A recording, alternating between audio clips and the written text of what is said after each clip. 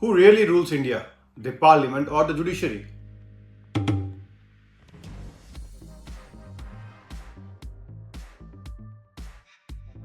Welcome to episode 4 of the Basic Structure Doctrine, the soul of the Constitution.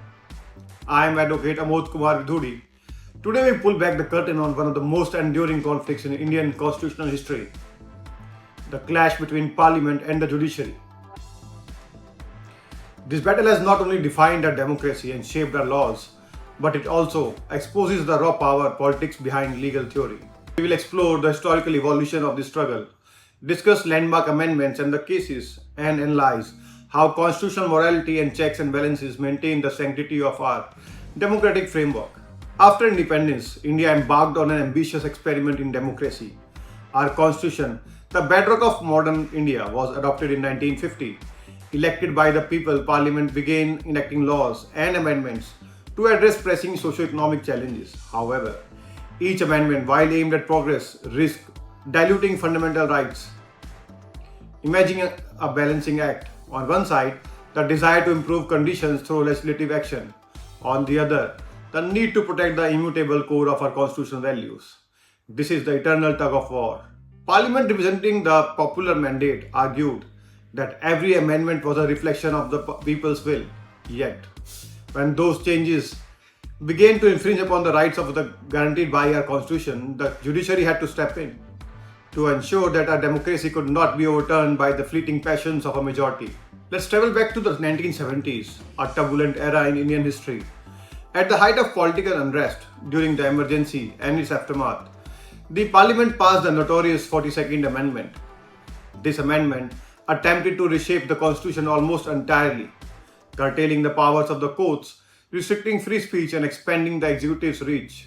Under the 42nd Amendment, the judiciary's power was severely hampered.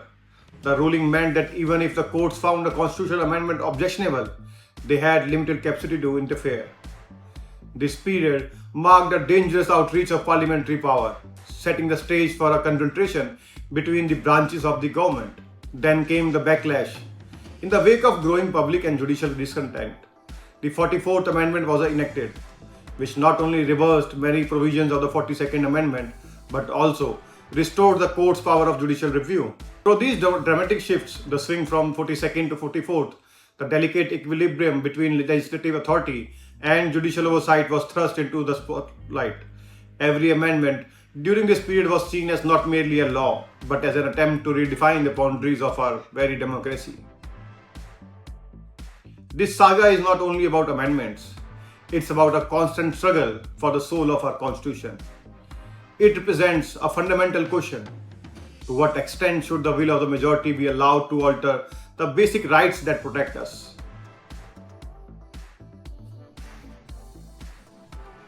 Beyond legal debates about power, this struggle is deeply rooted in what we term constitutional morality.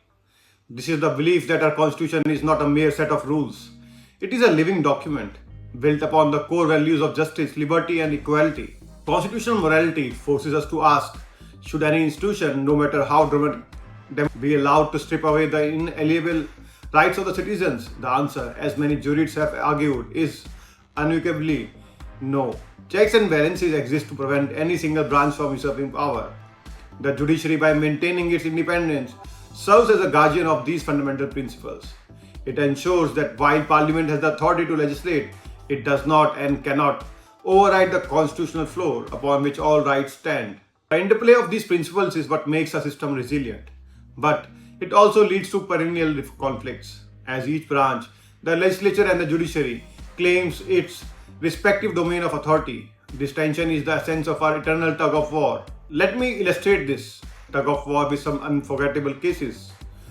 Consider the case of Indira Gandhi versus Raj Narayan. The media and the legal community watched as the judiciary scrutinized the electoral process. The case wasn't just about one election. It was a powerful assertion that electoral fairness is cornerstone of our constitution. Then there is the Keshavananda Bharati case itself, where a split decision of 7:6 not only determined the limits of our constitutional amendments, but sent shockwaves throughout the nation. Every witness, every argument, every dissenting opinion in the courtroom was not only a legal statement, it was a declaration of the kind of nation we wanted to be. Imagine the shock when it was revealed that even a constitutional majority could not override the constitution and its core tenets. That movement redefined the balance of power in our nation, ensuring that certain values remain untouchable. Now let's strip away the legal jargon and get to the raw power politics. This battle isn't confined to the realm of legal theory, it's deeply political. When the parliament pushes for amendments that may undermine fundamental rights, it does so often for short-term political gains. These actions are driven by electoral promises, populist agendas, and the desire to consolidate power. Yet, the judiciary stands as a safeguard against such excesses. It is a last resort that protects our democratic ethos from being subverted by fleeting majorities. Imagine a scenario where the majority in parliament could rewrite the very core of our constitution. Such power would be catastrophic. It would mean that the principle of justice, equality, and freedom could be erased on a whim. This is exactly why we must preserve the balance, by ensuring that our constitution remains protected by both judicial review and the voice of people. As we draw this extensive episode to a close, I invite each of you to reflect on what we have discussed today.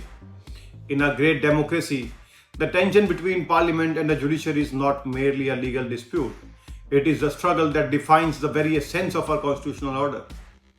Who truly holds the reins? Is it the elected representatives in parliament, or is it the impartial guardians of our constitution in the judiciary? The answer, as always, is complex. It lies in a delicate balance, one that requires continuous vigilance, debate, and civic engagement. Remember, the Basic Structure Doctrine is not just a legal safeguard, but a beacon that upholds the values of justice, liberty, and equality. It is our collective duty to keep that beacon burning bright.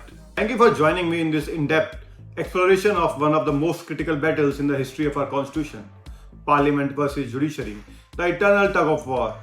Today we laid bare the historical battles, the ideological clashes, and the power politics that continue to shape our democracy. If you found this lecture insightful, please show your support by liking, sharing, and subscribing to our channel. Hit the bell icon to be notified for our upcoming episodes, where we explore the global impact of the Basic Structure Doctrine and other landmark cases too that have defined constitutional governance worldwide. Remember, your voice matters. I encourage you to share your thoughts in the comments below. What do you think is the ideal balance of power? How should our democracy safeguard itself against the temptation of unbridled authority? Until our next lecture, stay informed, stay engaged, and keep defending the various values that define our nation. Jai Hind. This is Amod Bidhuri. We will meet again on the next hearing. Thank you.